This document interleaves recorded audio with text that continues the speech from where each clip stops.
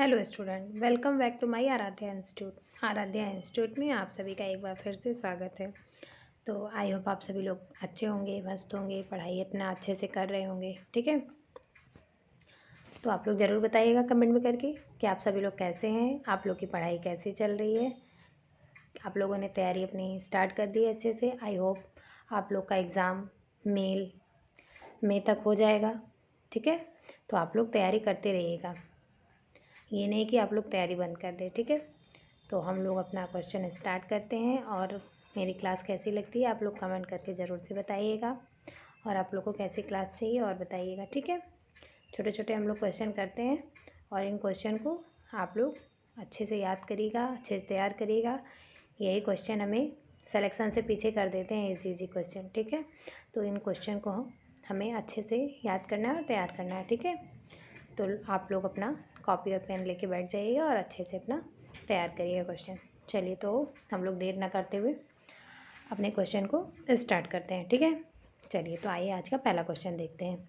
देखिए first question जब संतान को पिता का नाम विरासत में मिलता है तो परिवार कहलाता है। तो बताइए, जब संतान को पिता का नाम विरासत में मिलता है तो वो कौन सा परिवार कहलाता है? एक संरक्षक परिवार कहलाता है, वैवाहिक परिवार कहलाता है, या पितृवंशी परिवार कहलाता है, या पितृसत्तात्मक परिवार कहलाता है? तो बताइए वो कौन सा परिवार कहलाता है?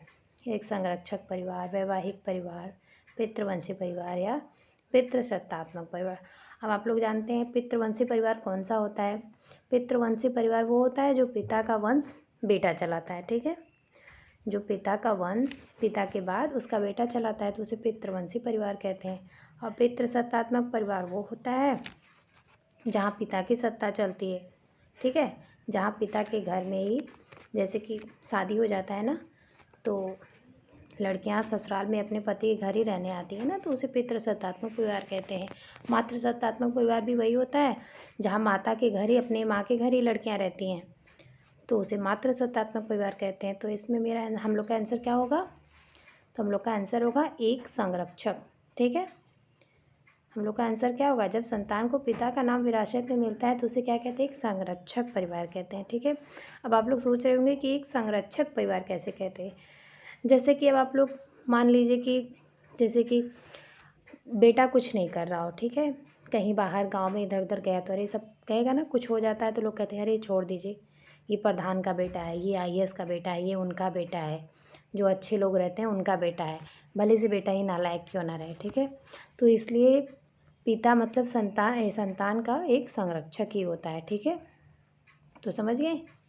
विरासत में अब कोई आईएएस बन जाता है तो उसके बेटे को विरासत में मिल जाती है ना, कि उसका पिता जब जब भी कोई बोलेगा तब भी बोलेगा कि उसका पिता तो आईएएस था, या तो प्रधान था, या कुछ भी था। ठीक है, तो ऐसे ही आप लोग समझ लीजिए कि इसका आंसर क्या होगा? एक संरक्षक। ठीक है, एग्ज़ाम में आया हुआ क्वेश्चन है। ठीक है, और इसका आंसर भी आयोग ने फर्स्ट ही माना था, एक संरक्षक। ठीक है, चलिए, तो आप लोग को आई होप समझ में आया होगा ये क्वेश्चन। ठीक है, तो इसको आप लोग याद रखिएगा। चलिए हम लोग नेक्स्ट क्वेश्चन देखते हैं। कपल्स के बीच झगड़े को कैसे सुलझाया जा सकता है? अलग रहकर कैसे सुलझाया जाए? अलग रहकर, एक दूसरे के साथ गुणवत्तापूर्ण समय बिताकर, या अहंकार प्रदर्शित करके, या फिर आपस में बहस करके? बताइए कैसे सुलझाया जा सकता है? जो कपल्स के बीच झगड़े होते हैं, जो पति पत्नी के बीच झगड़े होते हैं, उसको कैसे सुलझाया जा सकता है?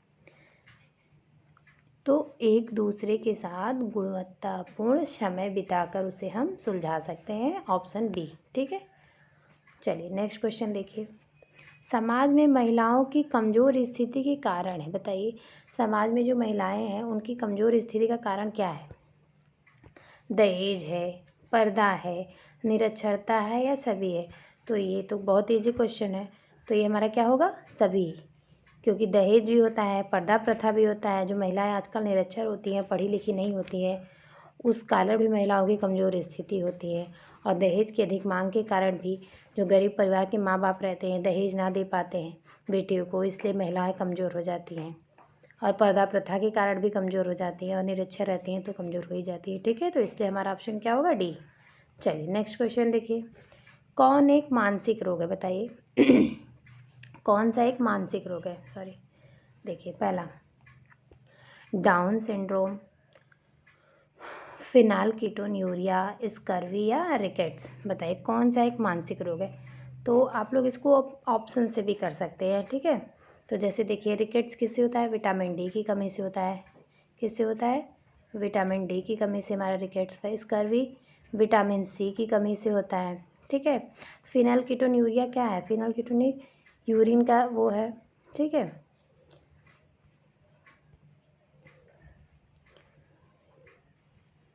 चलिए देखिए, तो कौन सा होगा, हमारा डाउन सिंड्रोम होगा, ठीक है। इसका आंसर क्या होगा, कौन सा एक मानसिक रोग है, डाउन सिंड्रोम। अब डाउन सिंड्रोम आप लोग कहेंगे कैसे होगा, देखिए डाउन सिंड्रोम ऐसे होगा कि जैसे जब बच्चा गर्भ में होता है ना, 5 महीने में जब बच्चा गर्भ में होता है तब RH पॉजिटिव वाले लोगों की जांच की जाती है, ठीक है। जब बच्चा गर्भ में 5 महीने हो जाते हैं तो RH पॉजिटिव वाले लोगों की जांच की जाती है, वो बेबी का जांच होता है, ठीक है। और उस जांच का नाम है एमनियोसेंटेसिस। जो डाउन सिंड्रोम का जो जांच होता है वो एमनियोसेंटेसिस होता है। उससे ये जांच करके ये देखा जाता है कि जो बच्चा गर्भ में बच्चा है वो मानसिक रूप से पक्षाघात से कुछ दिक्कतें परेशानी बच्चे में तो नहीं है, इसलिए मानसिक विकार कहलाया, ठीक है, एक मानसिक रोग कहलाया। चलिए नेक्स्ट क्वेश्चन देखिए, सहभागी ग्रामीण मूल्यांकन की अवधारणा डॉट डॉट द्वारा शुरू की गई थी, बताइए रॉबर्ट चैमर द्वारा, P सोमनाथ द्वारा, AS संधू द्वारा या OP दामा द्वारा, बताइए किसके द्वारा शुरू की गई थी सहभागी ग्रामीण मूल्यांकन की अवधारणा। तो सहभागी ग्रामीण मूल्यांकन की हमारी अवधारणा जो थी रॉबर्ट चैम्बर द्वारा शुरू कर दी गई थी, ठीक है। आप लोग ये सब क्वेश्चन को अच्छे से याद करिएगा। चलिए नेक्स्ट क्वेश्चन देखिए, संयुक्त परिवार में रहकर जो बातें सीखी जाती हैं, संयुक्त परिवार में रह के हम लोग कैसे कैसे, जैसे संयुक्त फैमिली में रह के जैसे कि चाचा चाची दादा दादी सबके साथ हम लोग जो रहते हैं ना वो उसे संयुक्त परिवार कहते हैं, जॉइंट फैमिली कहते हैं। तो उसमें रह के हम लोग कैसी बातें सीखते हैं, बच्चे बड़ों से अच्छे संस्कार सीखते हैं, तो हाँ सही बात है, बच्चे बड़ों से अच्छे संस्कार सीखते हैं। बच्चे ज़िद्दी होना सीखते हैं, नहीं ये गलत है। बच्चे दूसरों के साथ बातें साझा करना सीखते हैं, यस, बच्चे दूसरों से बातें साझा करना सीखते हैं, ये भी सही है। तो हमारा ऑप्शन क्या होगा, सिर्फ ए होगा, सिर्फ बी और सी होगा, या फिर सिर्फ ए और सी होगा, या उपरोक्त में से एक से अधिक होगा। तो बताइए उपरोक्त में से एक से अधिक, तो एक से अधिक तो है ही, लेकिन हमारा ऑप्शन क्या होगा, ए और सी, क्योंकि बी आप लोग हटा दीजिए, तो ए और सी, थर्ड क्वेश्चन, ठीक है। चलिए नेक्स्ट क्वेश्चन देखिए, बहुत ईजी क्वेश्चन था।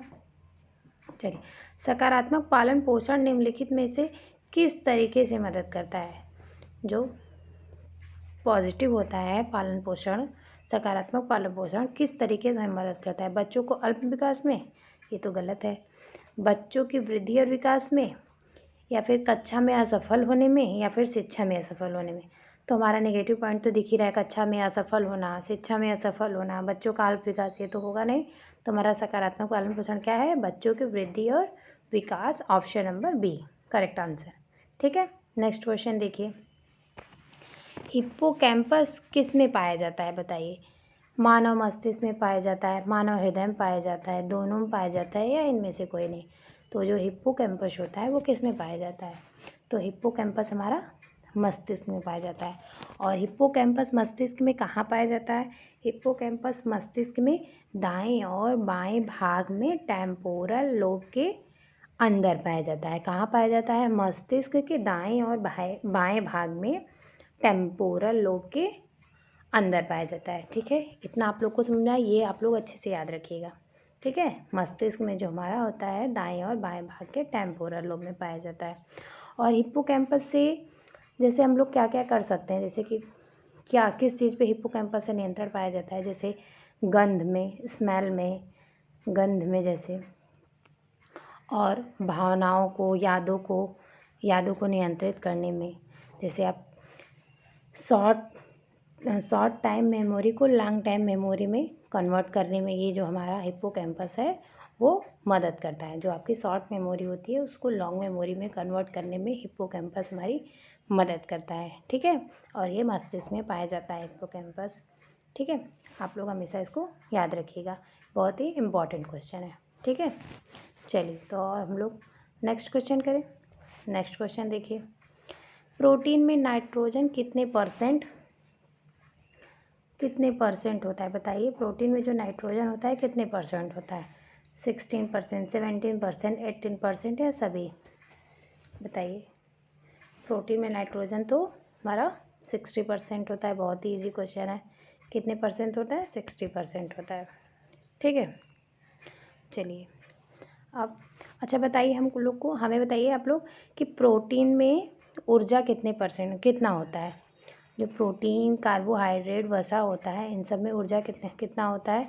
तो प्रोटीन का ऊर्जा जो होता है 4.1, और कार्बोहाइड्रेट में कितना होता है? कार्बोहाइड्रेट में 4.1 होता है। ठीक है, और वसा में कितना होता है? 9.1 होता है। ठीक है, तो आप लोग ये सब क्वेश्चन अच्छे से आप लोग याद रखिएगा। नेक्स्ट क्वेश्चन देखिए, मलेरिया से प्रभावित होता है तो क्या प्रभावित होता है? प्लीहा प्रभावित होता है, यकृत प्रभावित होता है, लीवर प्रभावित होता है, या इनमें से कोई नहीं? तो मलेरिया से हमारा क्या प्रभावित होता है?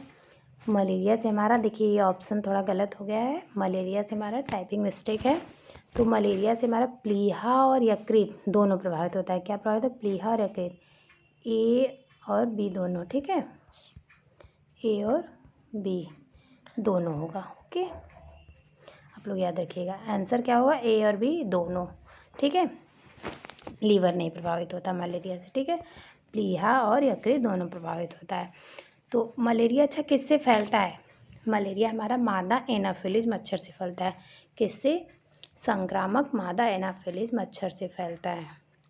ठीक है, और वाहक कौन सा होता है? प्लाज्मोडियम परजीवी वाहक होता है। ठीक है, प्लाज्मोडियम परजीवी के कारण जो होता है ये मलेरिया फैलता है। ठीक है, तो और मलेरिया में क्या सिम्टम्स होते हैं? मलेरिया जैसे हमें फीवर आती है, ठंड लगती है, वीकनेस हो जाता है। ठीक है, तो ये सब होता है। ये सब तो आम बातें सभी लोग जानते हैं। ठीक है, तो चलिए, आप लोग को क्वेश्चन कैसा लगा कमेंट करके ज़रूर बताइएगा। हम लोग का क्लास ख़त्म हो गया है। ठीक है, और आप लोग चैनल को लाइक एंड सब्सक्राइब ज़रूर से कर लीजिएगा, और बताइएगा कि आप लोग को क्वेश्चन कैसे लगे, और प्लीज़ सब्सक्राइब करिएगा और कमेंट करके बताइएगा आप लोग को क्वेश्चन कैसे लगे। ठीक है, और कमेंट ज़रूर से करिएगा और शेयर करिएगा अपने फ्रेंड को, अपने फ्रेंड ग्रुप में सभी को शेयर करिएगा। ठीक है, तो आई होप आप लोग को आज की क्लास बहुत अच्छी लगी होगी। नेक्स्ट क्लास में फिर हम मिलते हैं, और प्लीज़ आप लोग लाइक और सब्सक्राइब करके चैनल को आगे बढ़ाइएगा। ठीक है, और अपने दोस्त लोग को ज़रूर से शेयर करिएगा। ऐसे छोटे छोटे क्वेश्चंस आप लोग को अच्छे हम देते रहेंगे। ठीक है, और आप लोग कहेंगे तो और टाइमिंग बढ़ा देंगे, और क्वेश्चन लाएंगे 20 क्वेश्चन, 30 क्वेश्चन। ठीक है, चलिए, तो आज के लिए बस इतना ही। मिलते हैं नेक्स्ट क्लास में। Bye bye, take care.